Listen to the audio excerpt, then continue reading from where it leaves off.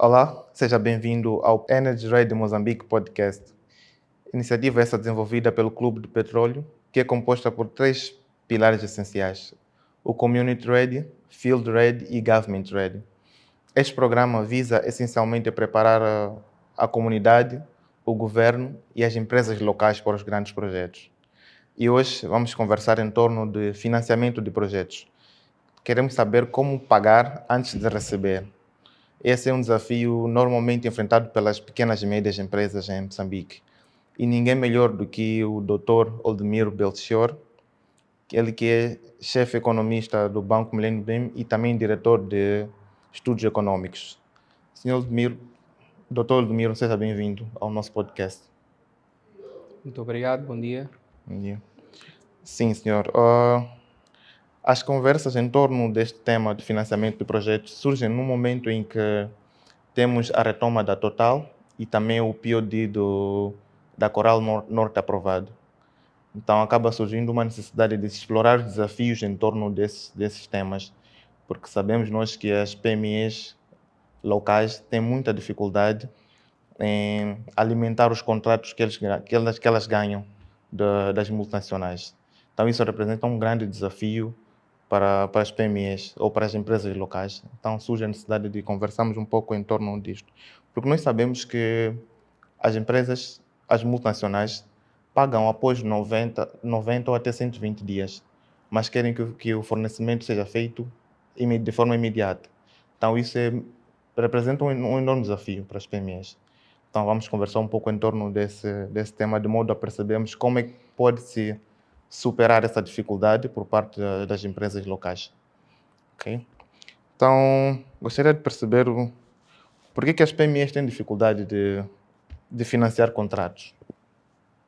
Bem, o tema de financiamento é um desafio complexo e constantemente debatido na esfera empresarial. É um dos principais obstáculos que as empresas nacionais têm quando tentam estabelecer acordos de financiamento, quando pretendem criar novas parcerias ou alianças estratégicas com vista à contratação de bens e serviços por parte das grandes empresas. E grandes empresas aqui eu vou separar em dois segmentos. Temos grandes empresas corporate, onde se posicionam as multinacionais, e grandes empresas privadas, e o outro segmento temos empresas do setor empresarial do Estado, que também tem uma dimensão empresarial distinta das PMEs. A relação entre os financiadores e os beneficiários de crédito é ambivalente.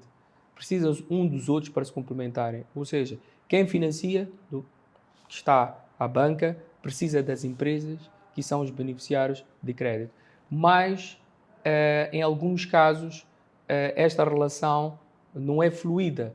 Não é fluida porque a banca tem as suas exigências do ponto de vista de análise, decisão e aprovação e contratação de financiamentos, e as empresas têm uma perspectiva diferente, mas o objetivo é comum, é criar valor, fazer negócio, doing business. Okay? Tanto a banca quer gerar valor através dos negócios que são promovidos e geridos pelas empresas, mas é necessário que haja aqui uma parceria entre o financiador e o beneficiário de crédito. E nós estamos a vivenciar um período de transformação económica. Falou muito bem que as fileiras de oil and gas vão impulsionar o crescimento da atividade empresarial nos próximos tempos, e as empresas devem se preparar agora, não quando estes projetos estiverem numa fase de velocidade cruzeiro ou em operação plena, em termos de produção e exploração do gás, mas as empresas devem se posicionar, se organizarem, se estruturarem melhor, quanto mais cedo possível, para tirarem proveito das vantagens competitivas desses projetos a médio prazo. Do financiamento, eu diria que é necessário, o primeiro aspecto, resolver a profissionalização das empresas, porque a esmagadora maioria do tecido empresarial moçambicano é de índole familiar. São empresas que são geridas, controladas por famílias. E a figura do one-man show, o único e principal gestor, ainda é uma realidade presente, o que transmite um risco elevado para quem vai conceder financiamento. É necessário se evoluir para um modelo de gestão de negócio mais profissional, deixar que certas atividades sejam exercidas, controladas, geridas por famílias e, portanto, se passe a adotar um estilo de gestão, portanto, mais independente. Segundo aspecto tem a ver com a escassez de capital próprio. Também o que limita o acesso ao financiamento bancário é a falta de equity, ou seja, a contribuição de fundos próprios dos promotores num determinado projeto de investimento empresarial. Porque a banca não pode financiar 100% da dívida. Se a banca financia, por exemplo, você vai concorrer a um concurso público ou a uma contratação de bens e serviços de uma Total, de uma Eni, uma da ExxonMobil, e precisa fazer um investimento numa plataforma tecnológica. E esse investimento tem que aportar capital, seja capital alheio ou capital próprio.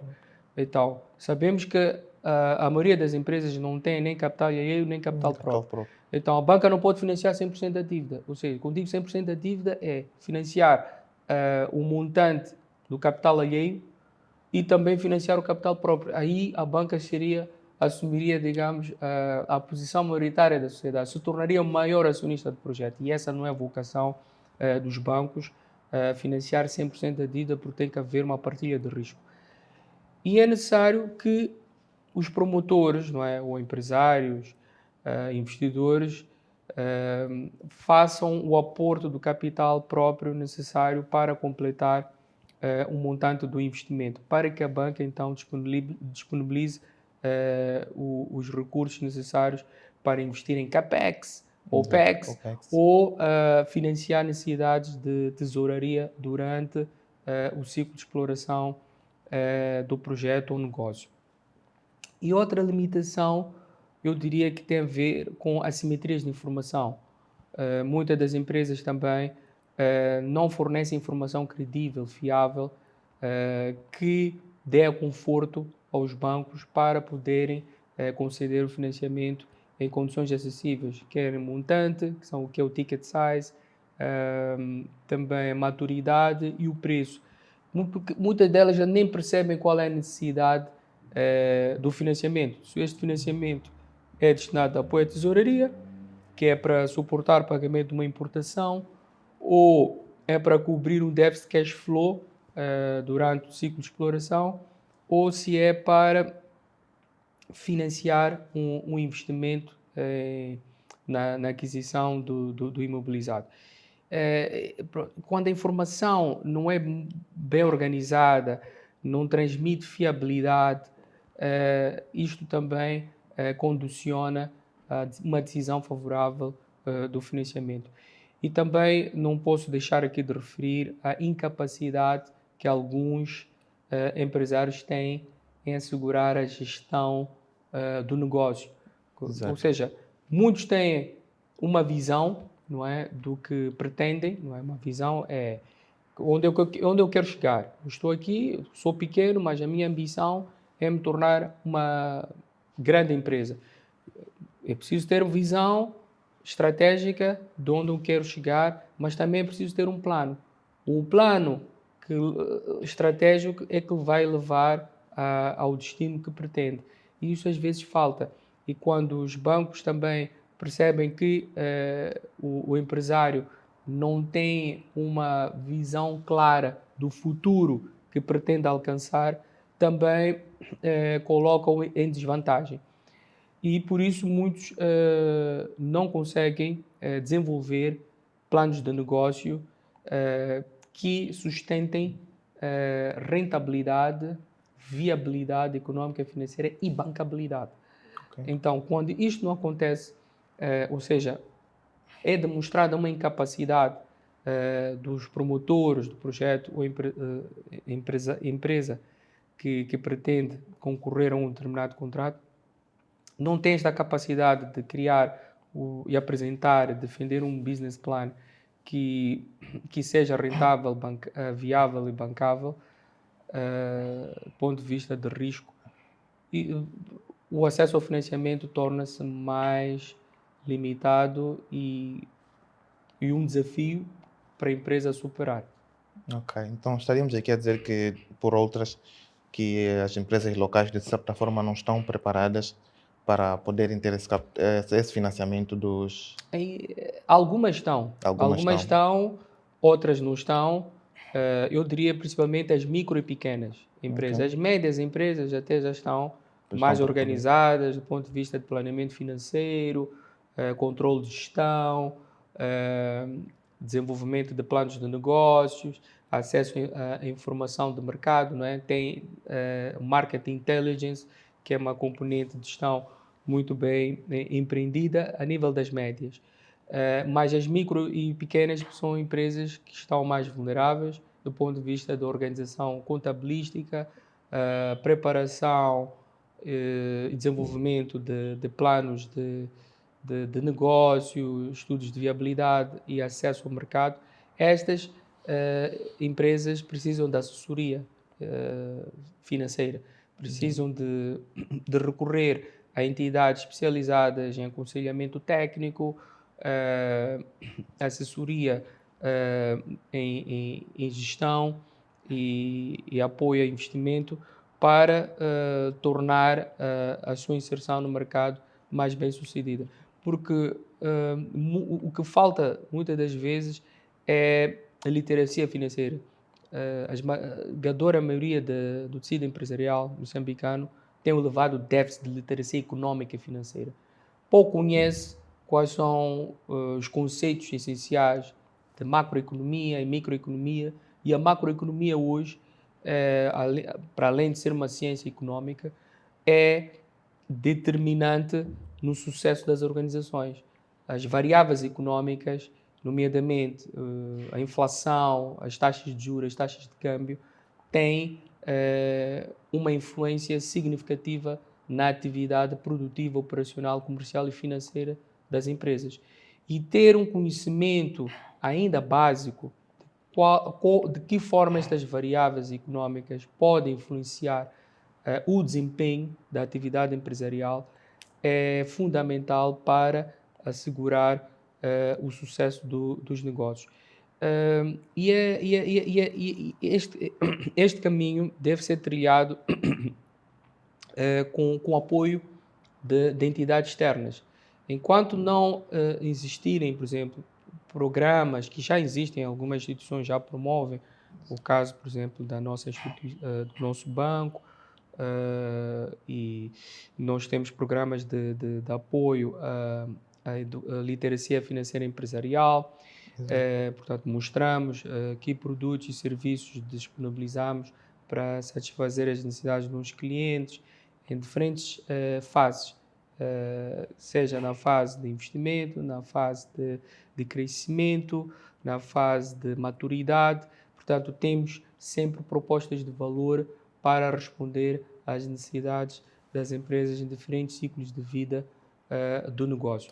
Mas voltando ainda à literacia financeira, o empresário deve conhecer que produtos e serviços financeiros os bancos dispõem, para poder estruturar a sua proposta de financiamento de modo a responder à sua necessidade. Ele tem que perceber que produtos e serviços financeiros existem ou estão disponíveis para atender necessidades de investimento, apoio à importação, trade finance, ou para apoiar a gestão da tesouraria. Ele tem que ter noção desses instrumentos para poder, então, instruir a sua candidatura de financiamento para atender a necessidade específica. Muito principalmente no segmento de micro e pequenas empresas, não tens domínio sobre aspectos essenciais do que é uma conta corrente calcionada, o que é um descoberto autorizado overdraft, desconto de uma livrança, o que é um factoring, o que é um confirming, o que é um leasing ou locação financeira, o que é um empréstimo mútuo de médio e longo prazo. Por exemplo, estamos a falar de produtos on balance. Exato. Agora, se formos, existem, que é o produto on balance significa, são empréstimos diretos, crédito financeiro, crédito por desembolso, Exato. que o dinheiro é disponibilizado em conta do mutuário. Depois tem os produtos off balance. Os produtos off balance, onde está as contas, as cartas de crédito, ou créditos documentários de apoio à importação e exportação, garantias bancárias, são créditos indiretos ou créditos por assinatura, também designados por off-balance, que também suportam o desenvolvimento da atividade empresarial em diferentes ciclos, seja durante o período em que a empresa precisa importar matérias-primas para os seus processos produtivos, quer quando as empresas também têm que submeter garantias bancárias para admissão a concursos, adiantamento de fundos ou boa execução dos contratos. Portanto, quer produtos on-balance, off-balance, com crédito direto ou indireto, ou crédito financeiro, crédito por assinatura, tem terminologias distintas, mas com o mesmo significado. As empresas têm que saber como é que esses produtos se adequam às suas atividades e como é que podem interagir com os bancos no sentido de desenvolver uma relação São negocial mais eficiente e eficaz, exato. para que o timing de resposta das suas solicitações seja célere e favorável para as suas decisões de investimento e financiamento. Ok, muito bom. Como falou das micros e pequenas empresas que ainda têm alguma dificuldade de conceder financiamento, mas fazem parte das empresas do nosso país, né? E em algum momento elas também tentam inserir-se nesse mercado do setor energético, mas também enfrentam as mesmas dificuldades que aqui já fizemos menção. Falou de que elas têm essa dificuldade, sim, mas o que o banco procura antes de conceder um crédito a esse tipo de empresas? O que procura analisar? O que procura ver se tem ou não tem? Ou melhor, quais são os critérios que o banco usa para conceder financiamento às pequenas e médias empresas? São vários critérios. O primeiro tem a ver com a confiança. A Exato. confiança é o primeiro aspecto. Não pode haver concessão de qualquer financiamento sem existir confiança. Coloque-se na posição do banco, você Exato. mesmo. Você não ia emprestar seu dinheiro a alguém que não confia. Que não confia, exato. Portanto, a confiança é o primeiro parâmetro na análise de um financiamento.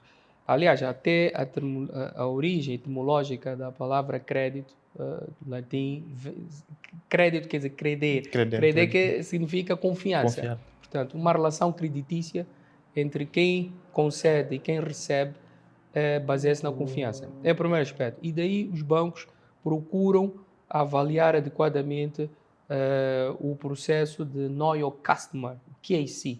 Portanto, que é está relacionado com a política de identificação e aceitação dos clientes. Portanto, conhecer o cliente, ok? Qual é a sua origem, onde está, em que atividade está posicionado, em que geografia opera, o número de trabalhadores, qual é o seu histórico, qual é o seu posicionamento no mercado.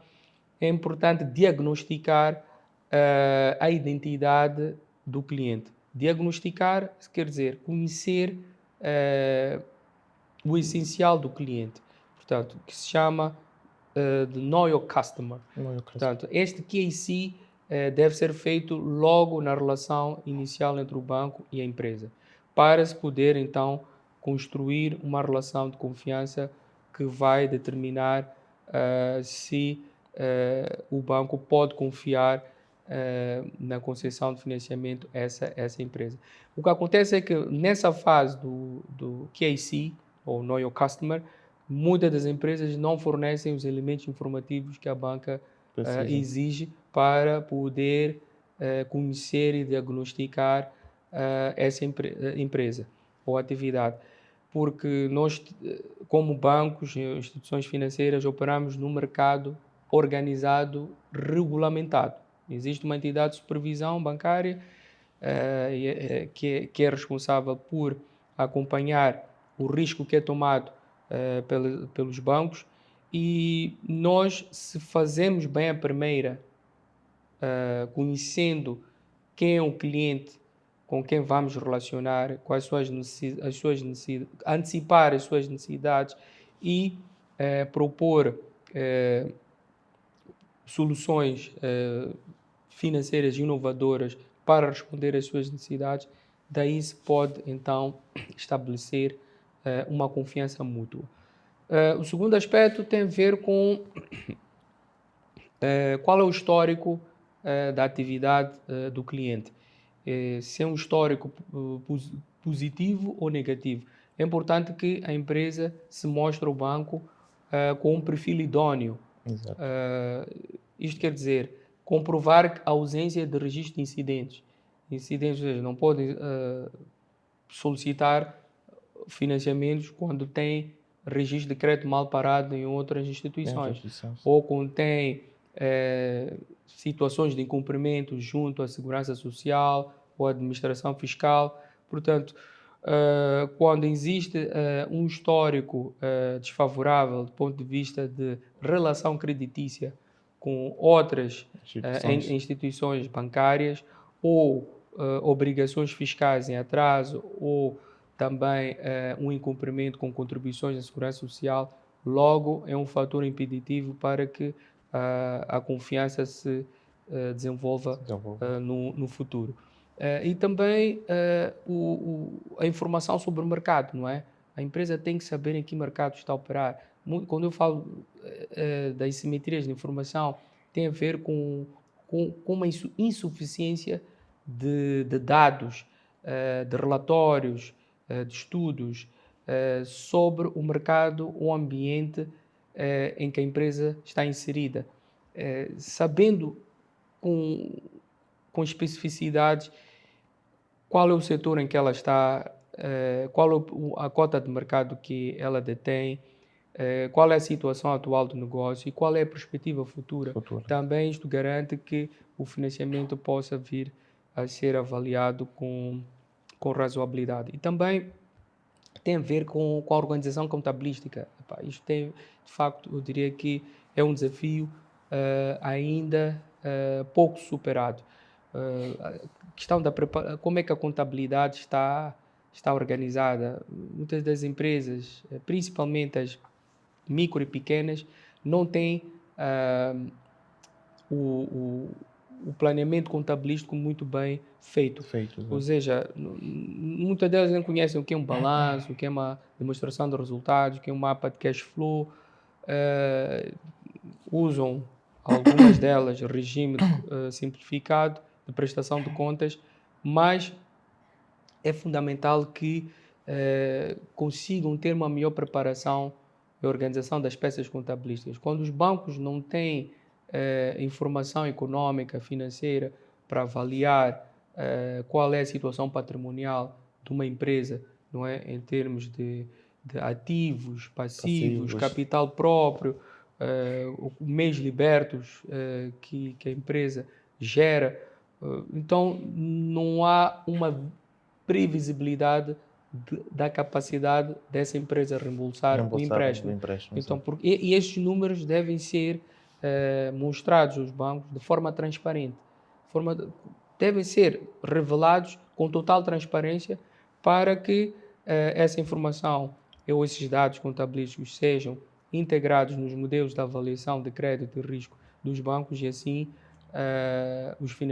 o acesso ao financiamento ser disponibilizado, portanto, de forma mais flexível. Diria que estes são de facto os pilares centrais para que a relação creditícia entre os mutuários, que são as empresas, e os bancos, são os financiadores, se desenvolva de forma bem sucedida. Porque tem que se ver uma coisa, porque é uma relação entre market makers são os bancos, e Bancos. empresas são price takers.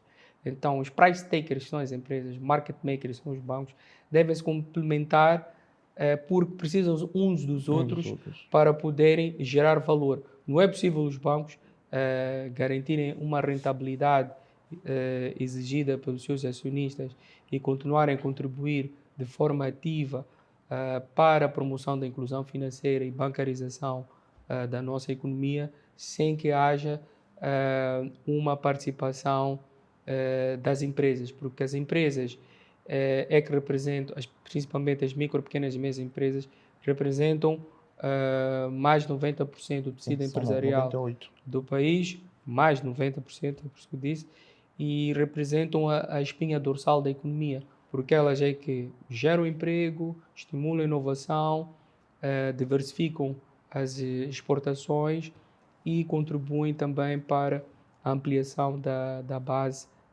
tributária, que é fundamental para que o país possa ter um crescimento mais competitivo e diversificado e sustentável a curto e médio prazo. Ok. Falou aqui no primeiro ponto da falta de alinhamento estratégico das empresas locais. Seria esse o único erro cometido pelas empresas na tentativa de busca de financiamento, ou existem mais erros ou falhas que elas cometem nesse processo?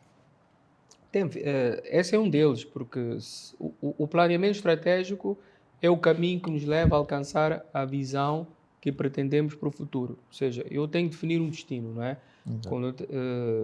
Onde eu quero chegar, por exemplo. Se eu estou hoje numa posição estou com uma cota de 5%, a minha ambição é atingir uma cota de 30% nos próximos 3 anos. E é importante ter esta visão de longo alcance. Mas para eu atingir este objetivo, o target, não é, de uma cota de 5 para 30%, eu tenho que ter uma estratégia. A estratégia é que é o caminho que me vai levar a atingir aquele target. Essa é uma das limitações que muitas empresas têm de terem essa estratégia, porque pensam só no dia a dia. Ganhou dinheiro, fechou um contrato, recebeu, e muitas das vezes não prioriza quais são os gastos e as despesas, para onde é que vão canalizar esses recursos. Muitas delas logo começam a fazerem banquetes, viagens, gastos supérfluos, principalmente as empresas de índole familiar, onde a Exato. figura do one-man show é a mais determinante. Quando a empresa precisa se reinvestir para poder crescer de forma sustentada, precisa recapitalizar para garantir que situações inesperadas no futuro possam ser resolvidas de forma eficaz. E isto também, esta dificuldade de planear as finanças, controlar a gestão, priorizar as ações de investimento também é um fator crítico. E também a questão da valorização do capital humano, porque as organizações são feitas de pessoas. Exato. E as pessoas continuam a ser o ativo estratégico e determinante para o sucesso de qualquer negócio ou operação. Não é possível você ter uma indústria bem capitalizada, altamente lucrativa, seja no ramo industrial, seja na área dos serviços, logística. A qualificação dos recursos humanos é determinante. É importante valorizar cada vez mais as pessoas. O processo de humanização deve ser desenvolvido ao nível do setor empresarial com total responsabilidade, porque estas pessoas é que são o pilar estratégico para garantir que os outputs que a empresa gera serão de qualidade. Você hoje, para poder concorrer a concursos lançados por multinacionais como a Total, uma Eni, uma Exxon, você tem que ter uma equipa de trabalho muito bem treinada, formada, qualificada, para poder responder às exigências de uma indústria como a de petróleo e gás. Estamos a falar de uma indústria com padrões internacionais muito exigentes, em que o capital humano qualificado é um fator crítico de sucesso. E é importante fazer aqui um investimento muito assertivo de que pessoas é que eu vou contratar que vão estar à frente de determinadas empreitadas. E também é preciso estar atento, eu também chamo aqui a atenção aos empresários para estarem atentos à transformação dos modelos de negócio, porque nós hoje em dia temos um trabalhador sempre disponível e incansável, que é a Certo. inteligência artificial. A inteligência artificial hoje tornou-se um trabalhador sempre Sempre. disponível e incansável. Exato. E hoje consigo fazer alguns trabalhos com menos esforço e menos tempo Menos do que eu tempo. fazia no passado. Exato. E a inteligência artificial tem sido uma ferramenta tecnológica que está a transformar a maneira como as empresas se relacionam, desenvolvem os seus negócios, exercem suas atividades e é importante acompanhar esta revolução tecnológica, conhecer e dominar as componentes da inteligência artificial para gerar mais economias de escala e economias de gama para estas empresas se tornarem mais rentáveis, lucrativas e reduzir a taxa de mortalidade que muitas delas enfrentam logo na fase embrionária dos seus projetos. Ok, tá, percebido. Ah, as empresas, as PMEs em particular, em Moçambique, enfrentam um desafio, porque imaginemos que uma PME ganha um contrato com uma Eni, com uma Exxon ou uma Total. Não tem capital, não tem ativos para poder sustentar aquele contrato. Vai ao banco com o contrato e pede financiamento. O banco diz não, justamente por não ter ativos. E acaba por executar mal o contrato ou acaba por perder mesmo esse mesmo contrato. Existem aqui, como é que eu diria, como é que as PMEs podem crescer sem ativos próprios?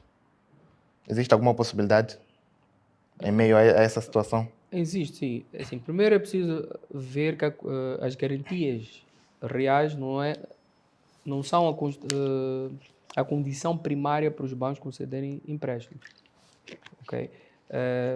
Estes ativos são necessários para colateralizar a exposição de crédito, ou seja, são mecanismos de proteção do risco numa situação de incumprimento. Os bancos têm que exigir garantias numa operação de crédito, porque se algo correr mal, têm disponíveis esses ativos para executar e assim recuperarem o capital mutuado. Mas não é esta a condição primária para um banco ceder crédito. O que os bancos priorizam é a capacidade da empresa reembolsar o empréstimo. Empréstimo. Ou seja, de que forma é que uma determinada empresa pode assegurar o pagamento do serviço da dívida, capital e juros durante a vida útil do empréstimo. Empréstimo. Os cash flows, os fluxos monetários que são Fluxo de libertos caixa. durante a atividade operacional e financeira da empresa é o essencial que os bancos avaliam na concessão de um financiamento. Okay? Ok. Capacidade de geração de meios libertos. Okay? Meios libertos financeiros, já não é meios libertos líquidos porque é um cash flow contabilístico, mas tem que ser um cash flow financeiro, que resulta da diferença entre os cash-in e os cash-outs, para obter, não é, o free cash flow. Os cash-in são as entradas de caixa e os cash-outs são as saídas de caixa. Depois eu tenho o free cash flow, que é o cash flow disponível para, depois de pagar impostos, para servir a dívida bancária.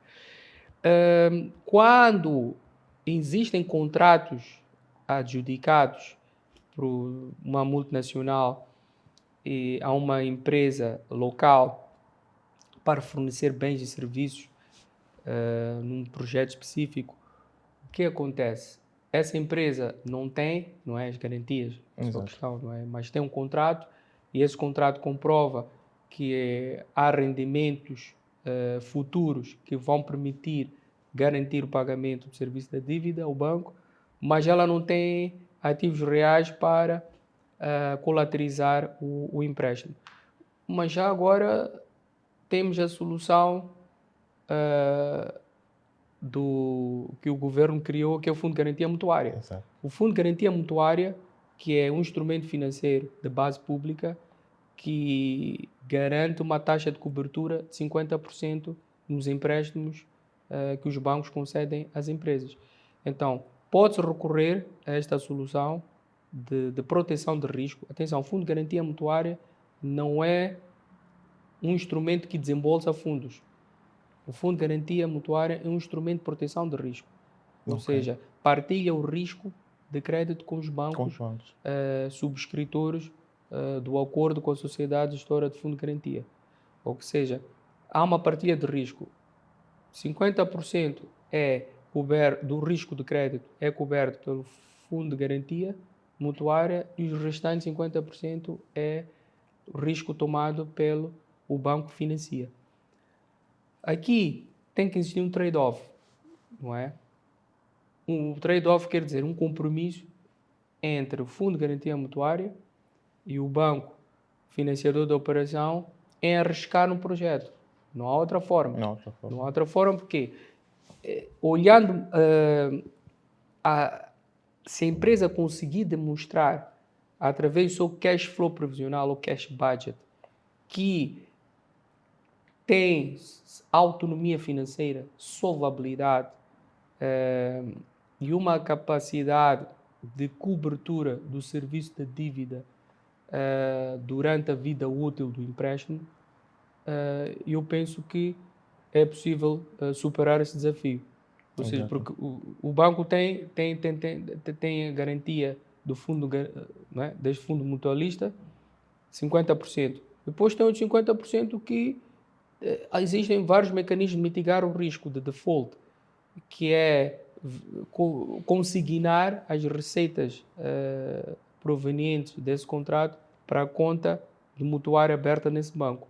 Se houver um acordo de consignação direta das receitas desse contrato para a conta da empresa aberta no banco que financia e esse contrato existirem cláusulas que permitam salvaguardar os interesses e proteger o risco do banco, o risco da empresa numa situação de incumprimento e dar maior segurança ao banco no evento de default, não é? A operação torna-se bancável. Torna-se bancável. Okay. Agora é preciso a empresa estar organizada do ponto de vista contabilístico, conforme eu falei, desenvolver um plano de negócios que permita dar conforto ao Fundo de Garantia Mutuária, não é? Que emite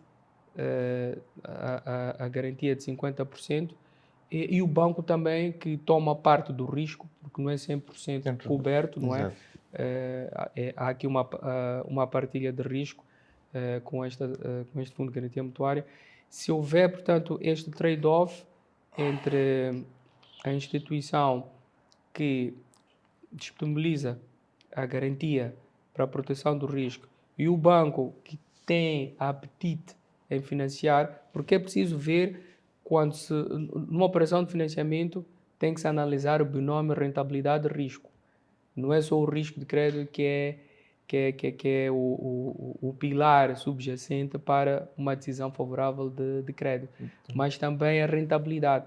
Então, se este negócio gerar outcomes, não é? Outcomes, estamos a falar de receitas futuras que permita criar floating, não é? Um movimento financeiro na conta do cliente, porque desse contrato virão também outras contrapartidas para o banco, como, por exemplo, pagamento de salários dos trabalhadores, pagamento de importações aos fornecedores, pagamento de outros serviços, pagamento de impostos. Portanto, toda esta transacionalidade, quando é feita por intermédio do banco que financia, então os índices de rentabilidade da operação são maiores e os bancos conseguem ter uma otimização na sua margem financeira e, de certa forma, compensar o risco que é tomado na operação de crédito.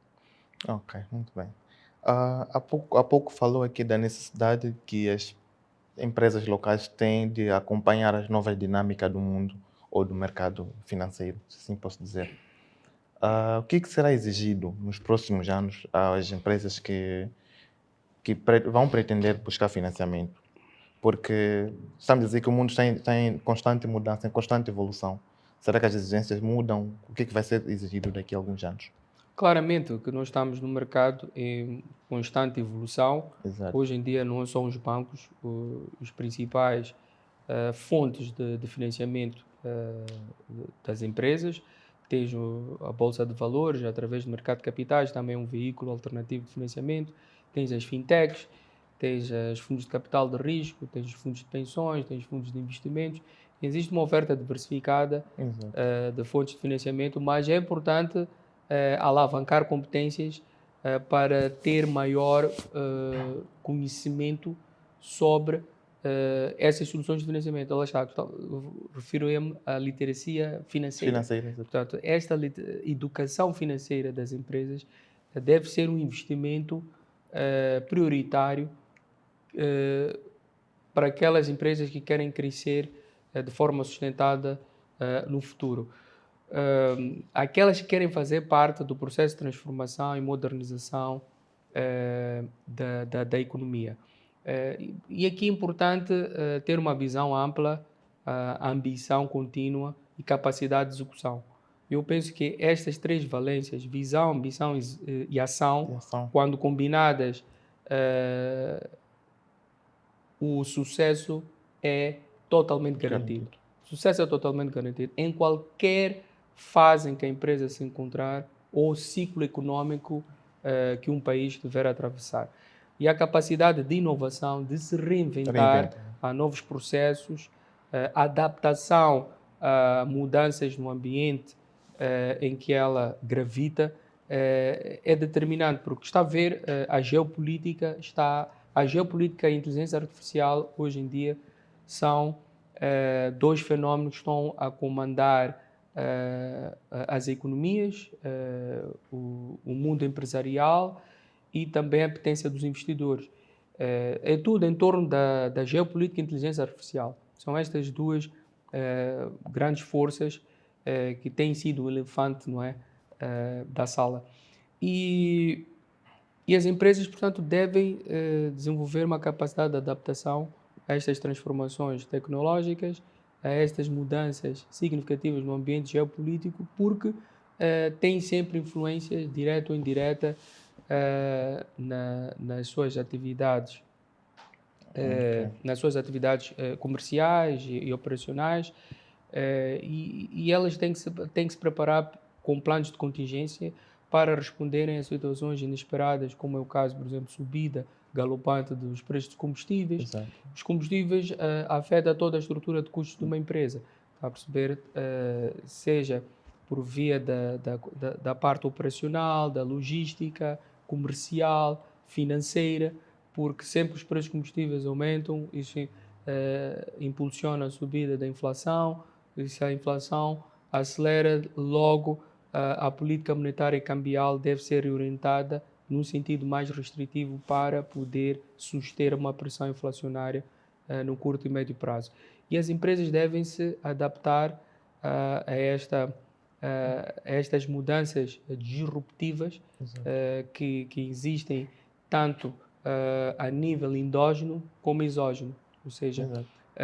e procurar sempre prever cenários futuros e antecipar soluções antes que aconteça qualquer evento adverso que possa ter um impacto nos seus resultados e na sua capacidade de gerar valor.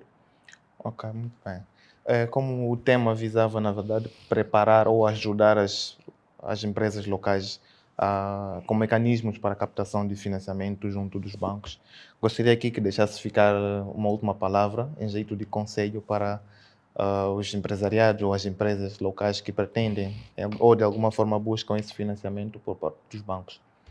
Eu diria que tentem manter um historial positivo, pautando no cumprimento das suas obrigações, não só com instituições financeiras, mas também com outras contrapartes.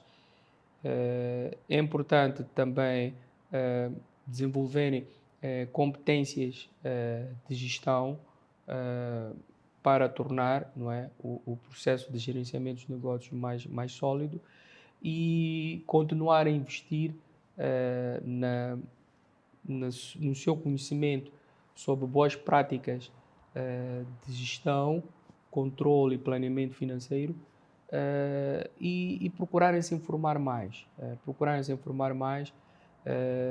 procurar saber os parâmetros da atuação dos financiadores para poderem instruir melhor os seus processos de pedidos de financiamento.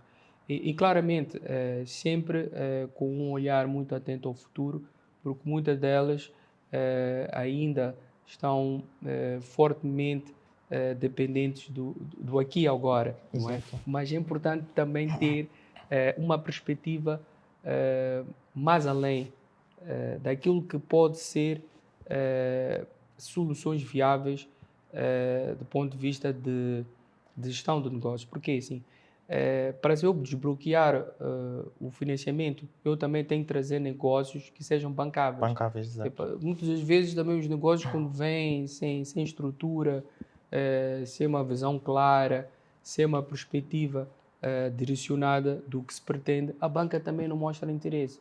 Portanto, isto também está a falhar. E o meu conselho é que os empresários preparem bem os seus processos de candidatura, estudem bem qual é a ideia, se tem uma ideia de negócio, tentem procurar uma assessoria, um aconselhamento antes de dirigir aos bancos. Quando vão já ao nível de submeter uma oportunidade de investimento e financiamento a um banco, já devem ter o processo bem organizado, estruturado e preparado para que a apreciação da instituição financeira seja favorável. Portanto, se fizerem este trabalho prévio, do ponto de vista de estruturação, organização e preparação do processo, portanto, a probabilidade da decisão do financiamento ser favorável é muito maior.